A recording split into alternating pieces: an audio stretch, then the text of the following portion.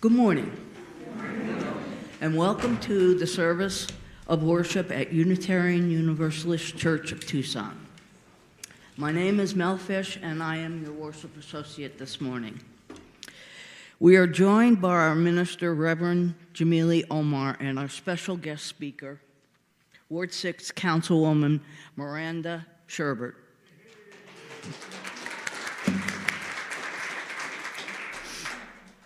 Prior to becoming a Ward 6 council member in December of 25, Miranda worked as an operator, manager, on-air, DJ, producer, and youth broadcasting camp counselor at KXCI Community Radio.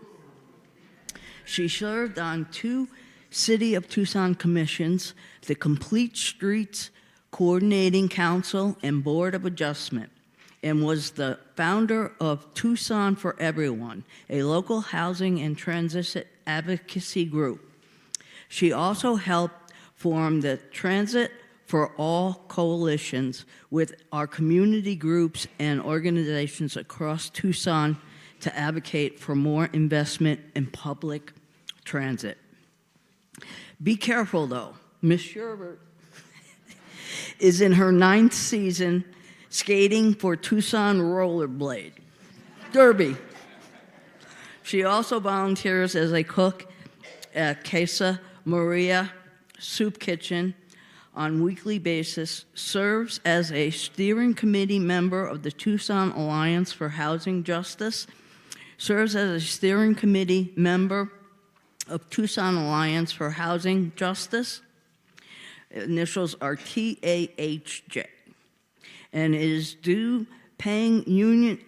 a dues-paying union member of UCWAZ-CWA, Local 765. Thank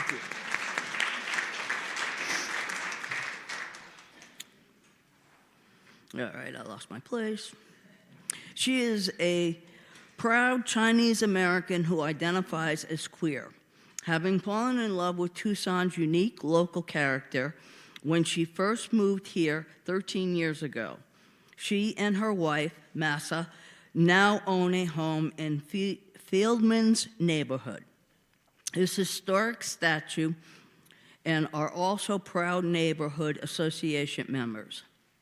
They have a sassy black cat named Snappy and a goofy white puppy named Lennon.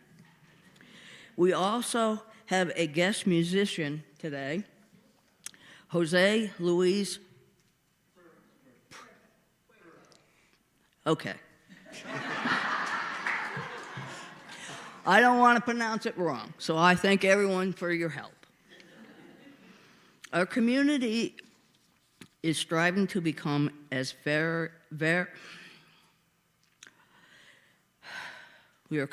as varied as the blooms of the Sonora Desert. Whoever you have been, we welcome you. Whoever you are becoming, we welcome you. And we welcome you and invite you to bring your whole self here today. First, some housekeeping.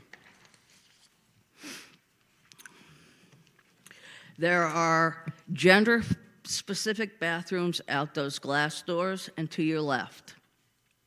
And there is also an accessible and gender-inclusive single-stall restroom behind the AV desk. On Sunday morning only, the sanctuary, the social hall, our parking lots, and our children's classrooms are open to all without invitation. However, we have designated a number of areas as private, even on Sunday morning. Private offices are labeled, and enter to these spaces are by invitation only for all of us and also any law enforcement officers, including ICE, unless they have a proper judicial warrant. If you do not feel safe and need to take advantage of these spaces, you are invited to. As we worship today, let us always always remain mindful. Sorry, I'm trying to go faster than I should. As we worship today, let us always remain mindful of those desert people who came first to this place and whose land was stolen in successive acts of displacement and genocide.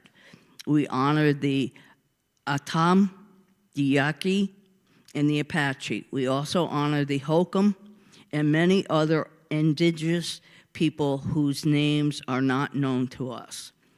As a Unitarian Universalist, one of our core values is pluralism. We are all sacred beings, diverse in culture, experience, and theology. As we move deeper into the sacred space of worship, please know that you are indeed welcome here.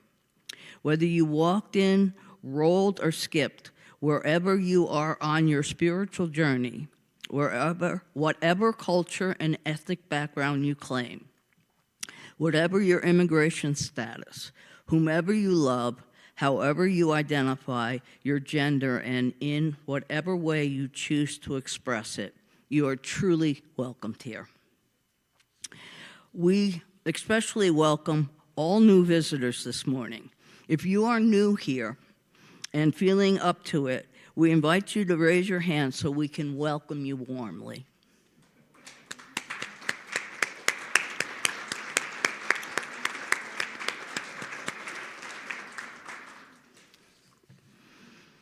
Okay, so I have a question for everyone this morning. Please, you can turn to your neighbor, hopefully someone you haven't driven here today.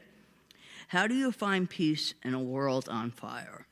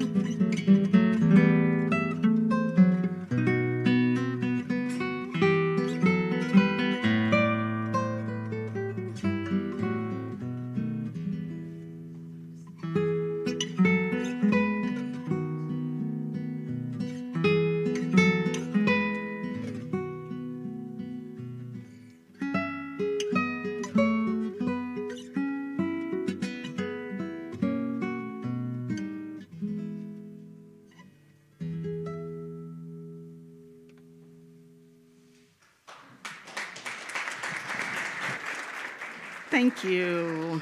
We just love having him come when he can come. Good morning, everyone, and welcome. I am Reverend Jamila Omar, the minister here, and I'm excited to welcome Councilmember Miranda Schubert. And our Share the Plate recipient is the League of Women Voters, because today we get to think about little d democracy. Not the political party, not right or left, our resources at our home or in our community. Do we talk about how we're agreeing to keep each other safe? Do we talk about how we're agreeing to share time and who has decision-making power and how we make those decisions together? That is democracy. Democracy is not simply voting. This is democracy that values each person's voice and worth. This is democracy that values our interconnectedness and interdependence.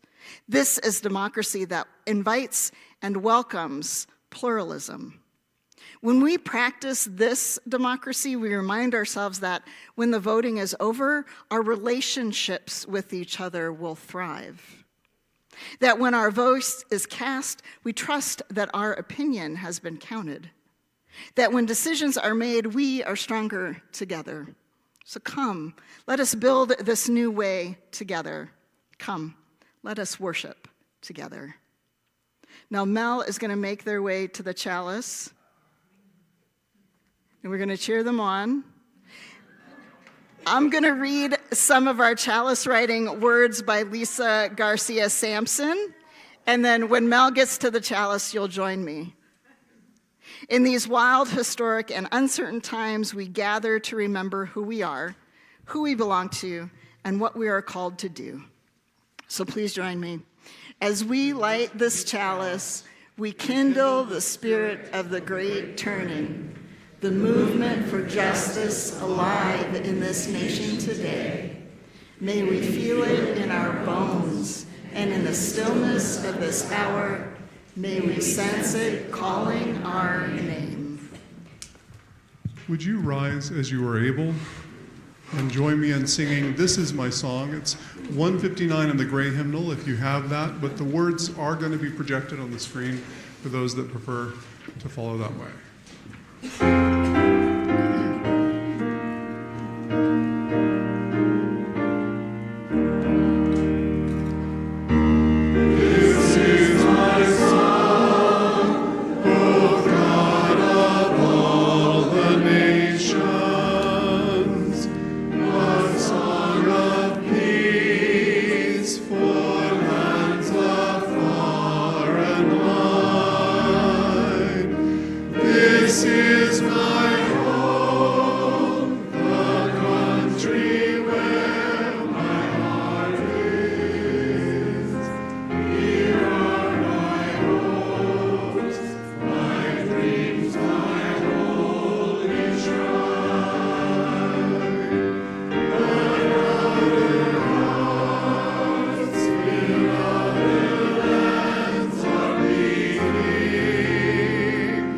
With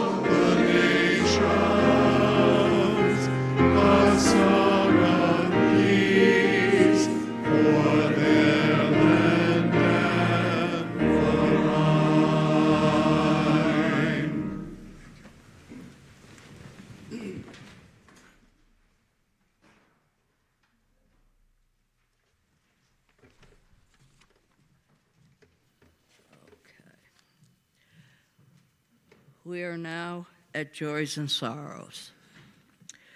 For the suffering of others and for so many other reasons, we set aside this moment together to remember, to honor, and to hold dear the joys and sorrows of our lives. Today, I lift up our love for people impacted at Temple Israel in West Bloomingfield, Michigan. We express our solidarity with Temple Israel, Jewish communities in Michigan, and those nationwide.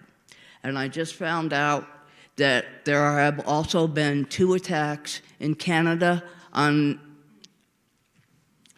community centers, Jewish community synagogues, and also the U.S. consulate was also attacked. So a lot is happening. Our hearts also go out to Danielle Mempin, our pianist, who isn't here due to a family emergency. We symbolize our coming together with a shared bowl. With the large stones, we reach down to the stability and firmness of the earth, which has witnessed every migration and movement since its coalesced out of stardust. We know that this strength can hold the global pains and joys, our loves and angers. With this water, we remember that this life-sustaining resource is not always available to all. We offer our witness to those migrants at this very moment, especially those moving through our desert without access to water. With our small stones, we add our own personal celebrations and mournings. Now it is your turn to contribute as you choose to. One way is to go to menti.com and put in the code 25052052. Oh, sorry, I have the wrong one. Reverend Jamili, you wrote this for me, so we're all...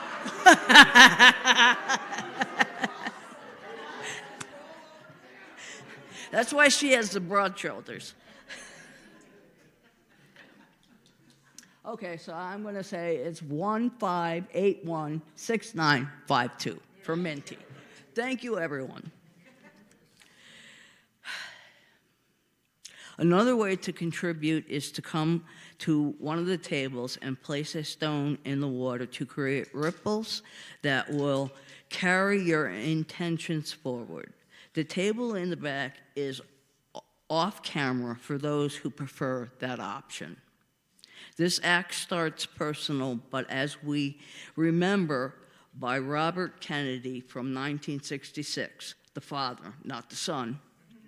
Each time a person stands up for an ideal or acts to improve the lots of others or strikes out against injustice, they send forth the tiny ripples of hope, and crossing each other from a million different centers of energy and daring those ripples build a current which can sweep down the mindless walls of oppression and resistance. Now I invite you to engage in a moment of silent reflection, meditation, or prayer as we create our own ripples of hope.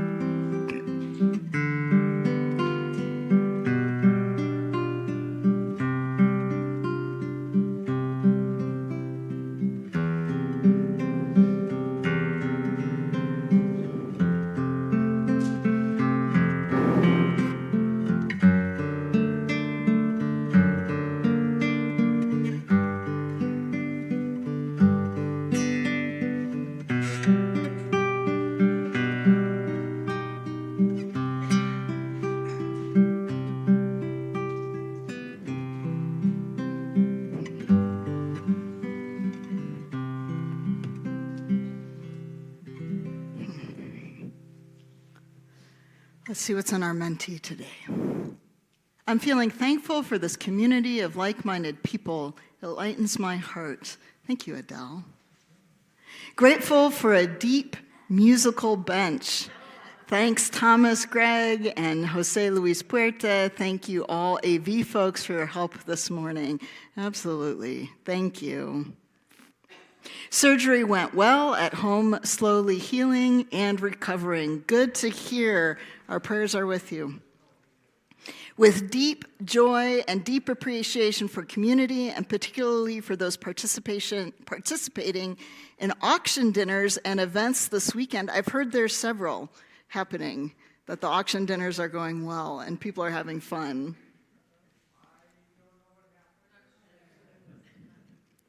I completed my teaching certification testing this week and I passed. Yay! I get to stay in the classroom next year and help develop the next generation of Tucson voters armed with critical thinking skills. Yay, we need more of you. And heavy hearts, joys and sorrows live together, friends, struggling in my relationship with a loved one. We pray for an easy release of that. Grateful for health care providers, hoping for pain relief soon. And sorrow for those in Lebanon and Iran now suffering and dying under bombardment. Amen. And for all of those suffering and misery and war, we hold them in our hearts. So join with me in a moment of prayer or reflection or meditation, contemplation, whatever your heart needs in this moment, as I read these words by Lucas Hergert. We are democracy, unruly, unfinished, unrelenting people of rebellious joy, taking to the streets, underground resilience, resisting compliance, and pleasure of activism, organizing into simple hope. We are democracy, people of principles taking on principalities, witnessing the worth of those called unworthy, justice, just now gained ground, integrity of interdependent existence extending living democracy in heads and hands and hearts. We know that democracy can die, ossify, brittle byproducts of bygone idealists, plotting politicians, pirating votes, corporations cannibalizing our care for the world. Look, it can wither, distend, come to an end. Democracy, today we will love you alive, make you ours, make you thrive, and vote as though our hope is on the line. May our participation in this democracy ease suffering for all. Amen. Please sink into your seats as you sing Mimi Bornstein's Comfort Me. Words will be on the screen. It's 1002 in the teal hymnals for those that are using those.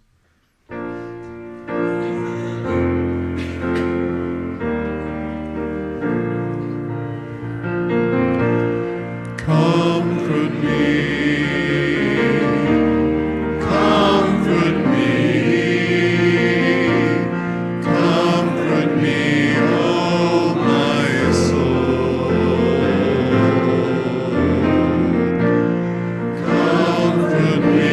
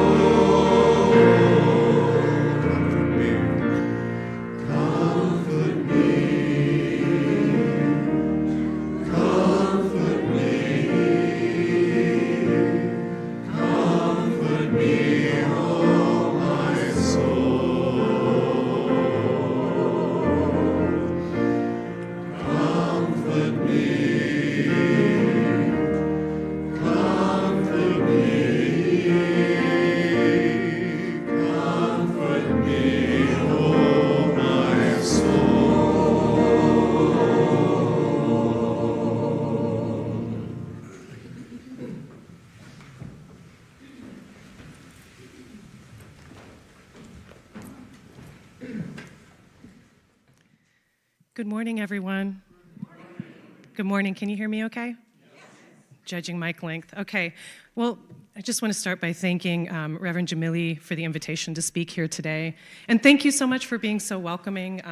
It's my first time here, and I took a look around at the rocks, at the imagery, at this beautiful space with the backbone beam, and I felt a sense of belonging, and my heart is full this morning. Feeling really moved to be here. Thank you so much. I keep feeling like I'm gonna cry. Like, I'm a crier, so. Okay, cool. We'll see what happens by the end of the service. So my name is Miranda Schubert. I'm the newly elected council member representing Ward 6. I was just sworn in December, so if you don't know who I am, that's totally okay. I represent Ward 6 along with 5 other council members who are assigned to different wards throughout the city. We're actually in Ward 6 right now, but if we were on a different corner, we would be in Ward 4, which is represented by Councilmember Nikki Lee. Ward 6 is right in the middle of Tucson, and I often like to call it the heart of Tucson because we're the only ward that touches all the other wards. So we share a boundary, so I want to be friends with everybody on the council. Ward 6 also includes downtown, 4th Avenue, and the University of Arizona. And as Mel said in that great introduction, I live in Feldman's neighborhood. That's a historic neighborhood that's right next to the University of Arizona. I live with my wife, Moss, and we have no kids but a dog and a cat. And, you know, I was operations manager for KXCI Community Radio, and before that I worked for many years as an academic advisor in higher education. So I've been asked the question, why did I feel called to politics? Many, many times. And sometimes it's in a really funny way, like, why do you want to do this? This is a really hard job. Why would you ever want to be on city council? People complain all the time. We have a lot of really big problems that we're dealing with, and how do we even begin to do things like solve homelessness or generational poverty or the rise of fascism that continues today? Just the small stuff, right? Nothing big, right? We should be able to figure this out in a meeting or two. You know, we're dealing with these multiple and overlapping crises that are causing trauma, suffering, and oppression. And it's in an information and media landscape that actively weaponizes those crises to create more distrust and to continue just facilitating authoritarianism. So spaces like this are the exact antidote to that. And that's why I'm so happy to be here. Thank you so much. It's great to see all your beautiful faces. I'm going to be really, really honest, though. I didn't feel called to politics, and I don't even think I like that word very much. I felt called to try my best to change it, to change politics through collective action. I ran for city council for the first time back in 2021, and I was very much animated by my experience of helping to start the union at the U of A. It's a wall-to-wall union, and that's really important to me. It means that it includes everybody from student workers to tenured faculty, everybody working together in solidarity for the same thing, for positive working conditions, for decision-making that reflects the community's priorities, for that representative democracy that animates me and is a part of the focus today. And when I was starting the union at the U of A, I was working as an academic advisor with a student caseload of over 700. I was taking as many virtual advising calls as I could. I was on Zoom all day, just hearing students' stories, seeing their faces, hearing their struggles, and realizing that we were working within a system that was not designed for those students, that wouldn't willingly sacrifice tuition money for literal human health and well-being. But I decided to organize instead of despair, and I got to know all kinds of people through the union, and it offered a light at the end of the tunnel for me, because I really believe that we can't create change alone. The city government piece of the puzzle rose to the surface around that same time that I was unionizing. The murder of George Floyd and the Black Lives Matter movement focused my attention on local governance and budgeting, and I started watching the mayor and council meetings on YouTube when I wasn't at union meetings or going to protests or obsessing about the ways that we could try to make this situation better. And this is where the representative government part of the story comes to life, because once I realized who was representing me on the city council, I became completely hooked on civic engagement. I wanted to help resolve the fact that nothing this representative said in meetings reflected what was in my heart and didn't represent the things that I was witnessing with my eyes on the ground, first hand. Just a full disclosure, we're friends now. That council member and we text. But back then, I was really focused on lobbying him. I was focused on emailing city council, giving public comments at call to the audience, and jumping into any local effort I could find to shift the city budget's priorities so that investments focus less on incarceration and more on the social safety net. Compassion over punishment. Understanding that the root causes of so-called crimes are actually acts of economic desperation, and concentrating efforts on alleviating poverty and lack of access to opportunities and resources. The thing about advocating for policies and decisions inside of government when you're an outsider, when you're just a regular community member trying to get your representatives to care, is that it's really difficult to have an actual influence. I saw over 10,000 people complete a citywide survey about budget priorities in less than 48 hours, and I didn't see it have an iota of impact on the decisions that were being made. It was a real reality check for me. I started wondering if there were other strategies that we could be tapping into, because activism can be so emotional and draining, and if we can't see the progress that's being made, it's not sustainable. Again, we can't despair. We have to organize. We have to find a way forward together. I also saw a different representative on the council who represented the community mindedness that I wanted to see more of in leadership, and that was Lane Santa Cruz. That was another little spark that helped light the flame of my wanting to run for the seat instead of continuing to lobby that seat. To me, the idea of representative democracy is at its best when the representative doesn't just understand their community, but is part of it as a regular person. I'm an elected official whose experience reflects the stories I've heard on the campaign trail for the past 5 years. I've been a renter who's paycheck to paycheck. I've been on food stamps twice.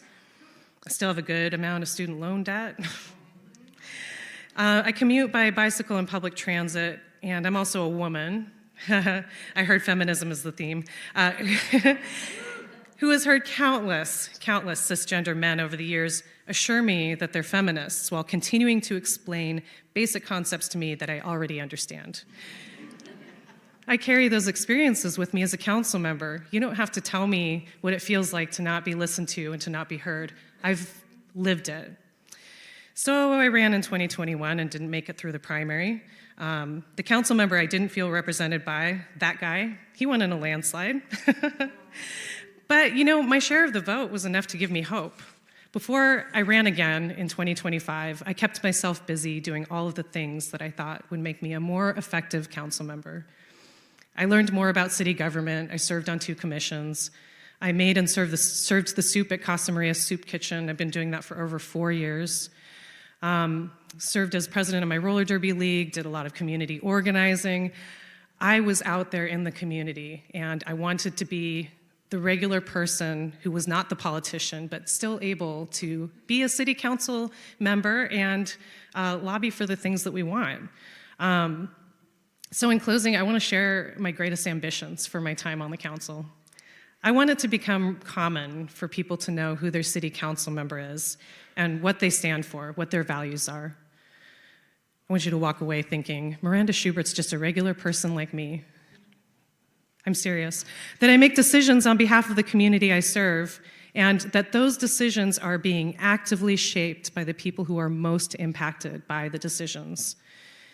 I also hope that more people in Tucson can feel a sense of belonging through getting to know their neighbors and communities. And again, it happens in spaces just like this. So I'm so thankful, again, to be here and to just show a little bit of who I am to you all so you feel like you know me. And I want everybody in Tucson to feel that they have a way to contribute to the cause. And to me, the cause boils down to bread and roses, sustenance and your everyday needs being met easily, and the roses, the beauty of art and of music and friendship and love and connection. Everybody deserves this. Everybody deserves dignity, and everybody deserves love and kindness. And if I can be a representative on the city council who promotes more of that here in Tucson, then I will have done my job. A great encapsulation of my philosophy has to do with the mentality that we carry utopia with us wherever we go. It's right here in this space. And it was actually in the space I was in last night. I was at roller derby. So 3 different stories in closing. Okay, so first I talked to my friend Snapdragon. I actually don't know anybody's real name. Okay, so Snapdragon and I have known each other for years. And I was starting to feel like I was gonna cry again because I was looking around at roller derby going, this is our community. Everybody belongs, everybody's cool and kind and welcoming, and doesn't this feel amazing, Snapdragon? And he goes, I think it's a really great escape from the everyday world. And I said, you know what? I understand what you're saying, but to me it goes even one step further than that. We're modeling how we want the world to be. We have our utopia right here in this roller derby space, and we're trying to spread that to the rest of society. My second story is my friend Bunny Beatdown, who is a trans skater. And Bunny came up to me because I was at the game and I was out in community, right? Bunny starts asking me about state legislation having to do with trans athletes being banned from sports. And I'm able to stand there out on the street at Catalina High and say, you know, I can text our state liaison and see where we are with those bills, and I should probably say something as an elected representative about this situation, because I've spent a decade skating a full contact sport against trans athletes. So being so close to the issue, I can totally speak to people's concerns about safety and their ideas about gender and how it expresses itself in athletic spaces. The third story is my friend Malice, who was serving as the head non-skating official for just the second time, and she did amazing. She also happens to be trans, and I was talking about how badly I wanted to come to practice this morning. No. It was good. It was really good. I was like, I'm going to come next Sunday because tomorrow I will be visiting UU. And Malice is like, oh, yeah, I never go to practice on Sundays. I was like, what church do you go to? Malice goes to the other UU that's like mountain. So, yeah. And she was telling me about the pagans, and I got really excited. I was like, I think that they know who they invited to speak to them at their service, and it gave me a really good feeling. So we carry utopia with us wherever we go. All of us have a role to play. I know that it feels like the world is burning and that it can be overwhelming, but it starts right here because all of our little worlds that we're making together make up the big world. So thank you so much, and I'll be sticking around for Q&A after this.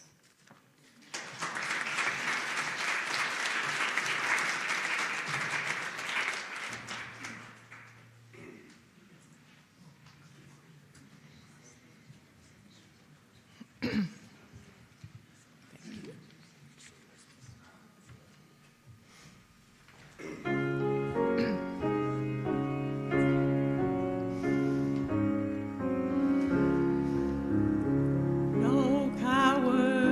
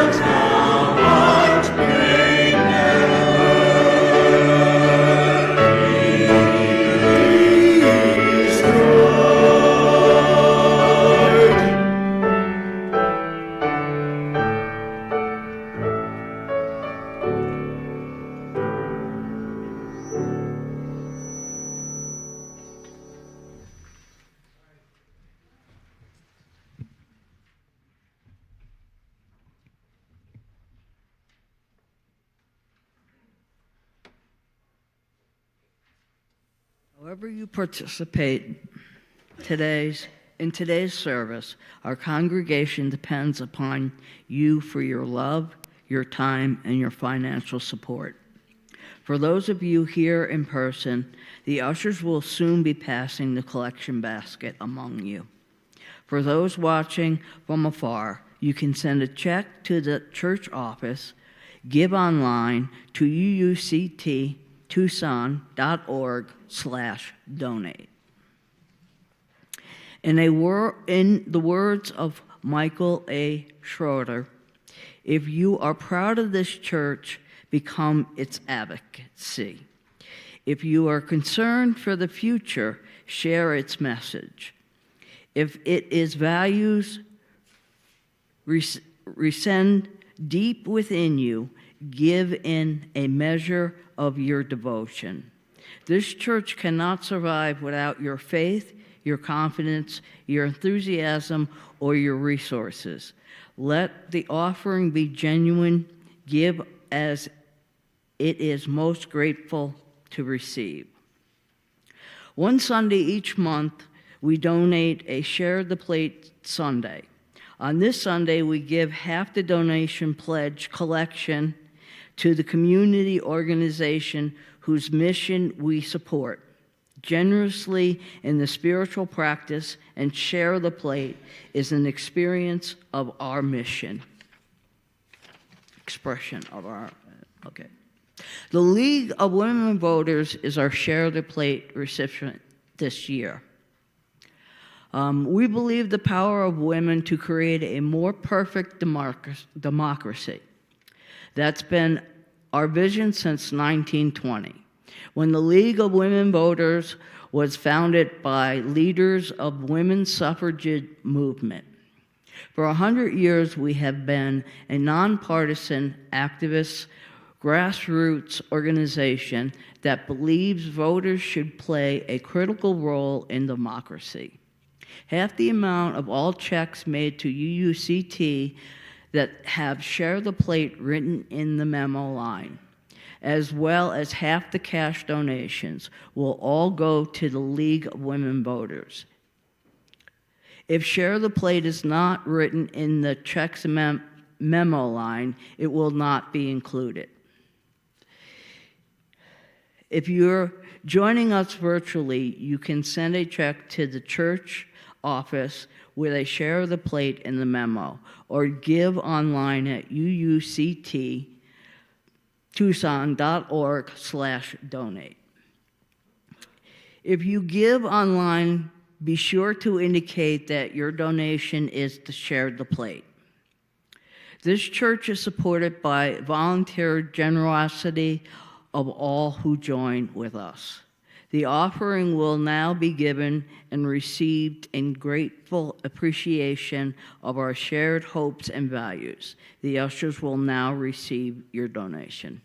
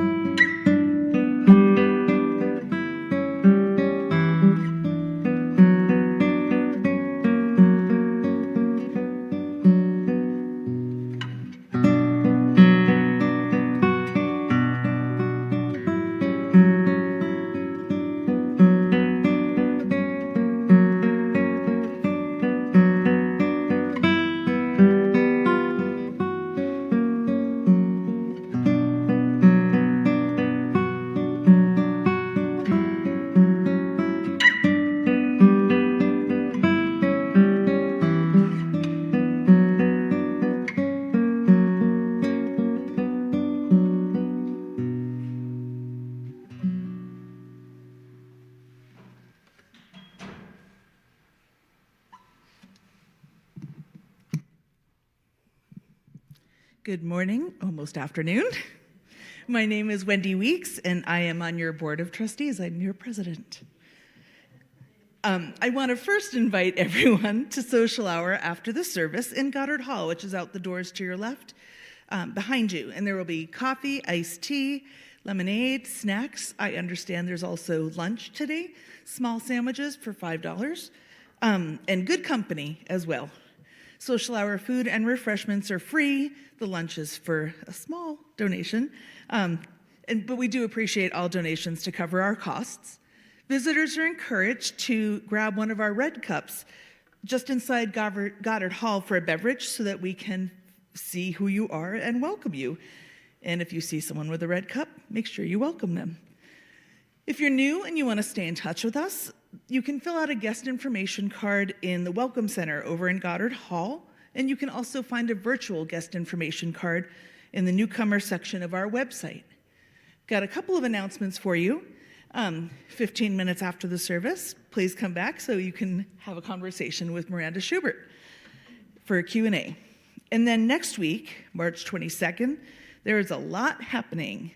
Come for, first, the Women's International League for Peace and Freedom are hosting their annual Challah for Gaza brunch. For a suggested donation of $20, you'll get delicious French toast, and the proceeds will be donated to the Middle East Children's Alliance.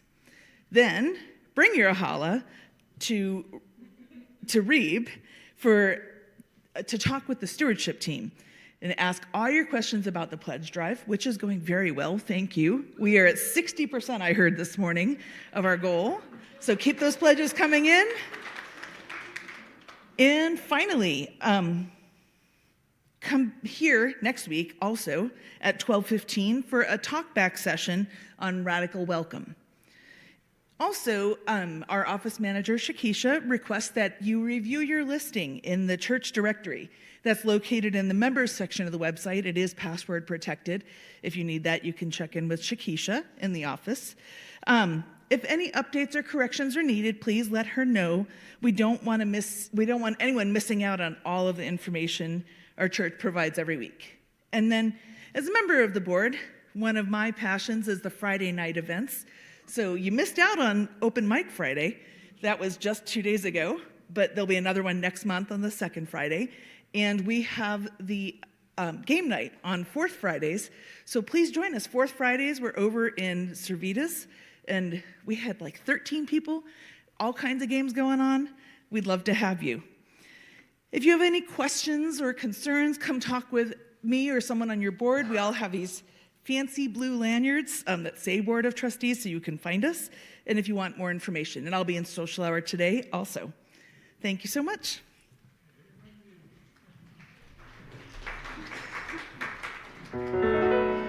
We are grateful for the sun and moon, the sea and earth, for living things that all have birth, for desert brown and sky of blue, and grateful to be sharing them with you.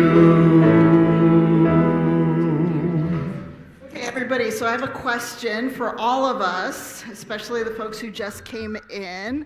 Do you remember when you learned about democracy for the first time? Do you remember learning about democracy? Yes. When did you learn about it? Second grade. In school. Just in school. Voting for class officers. That's a good example of democracy.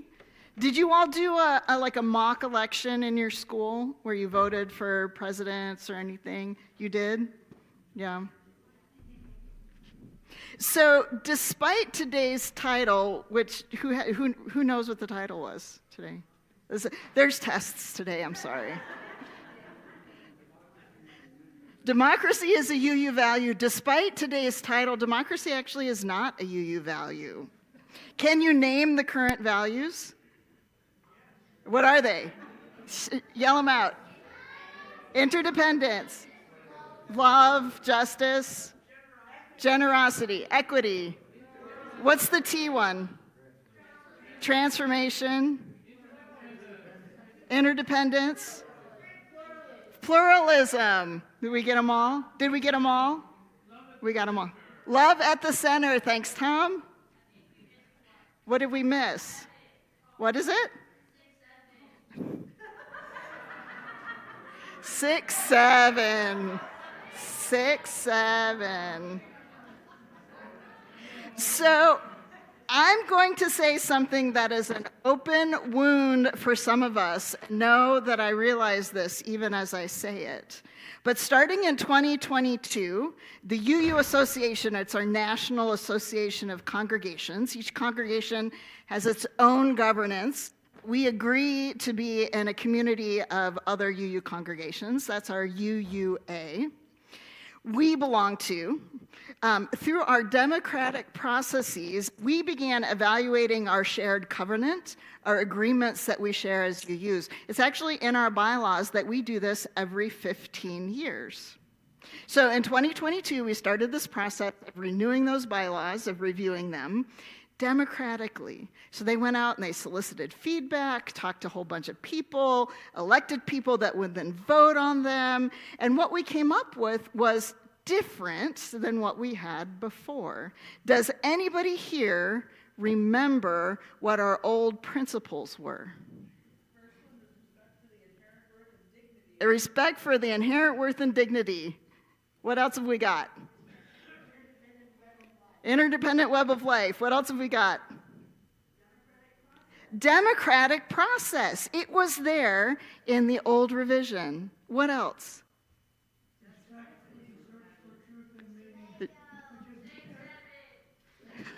Not 6, 7. Yep. So Randy is saying that we've lost some stuff from the old to the new values, which is why this is an open wound, right? We also adopted UUCT and almost 300 other churches across the country, which is about a third of our organization, adopted an 8th principle that ends with accountably dismantle racism and other oppressions. And so if we look at these two sets of values, and the way we went about adopting the new values is, one, we're required to evaluate them year after year. Every 15 years we evaluate them, and then we vote, right? So built into Unitarian Universalism is this principle of democracy, that what serves us today might not have served us 15 years ago and might not serve us 15 years from now. That's democracy. What hurt me in this process of evaluating our values, our principles, was some people got so mad they took their toys and went home. They felt that they lost the vote and that the values that we came up with were so distasteful they could not be Unitarian Universalist anymore.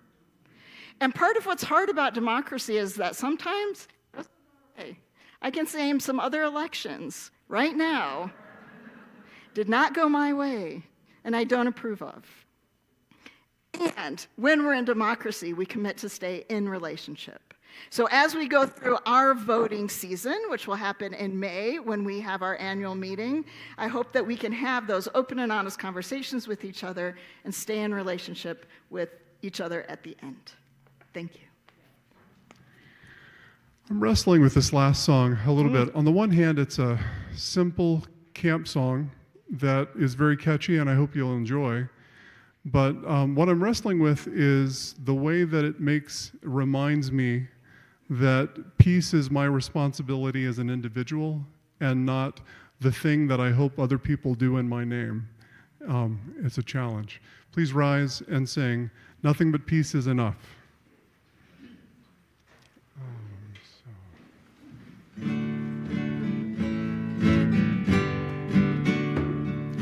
Nothing but peace is enough for me. Nothing but peace is enough. Nothing but peace is enough. Nothing but peace is enough for me. Nothing but peace is enough for me. Nothing but peace is enough. Nothing but peace is enough. Nothing but peace is enough for me. Nothing but peace is enough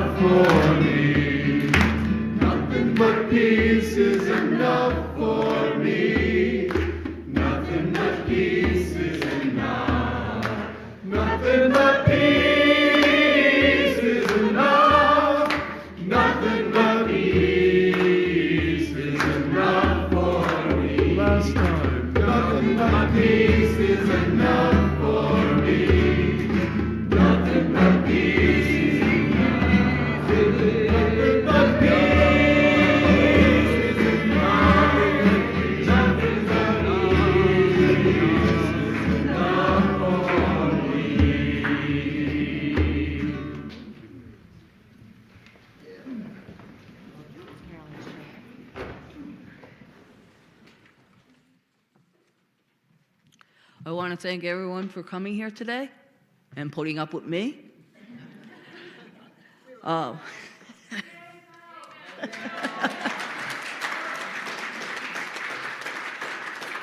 Thank you, everyone.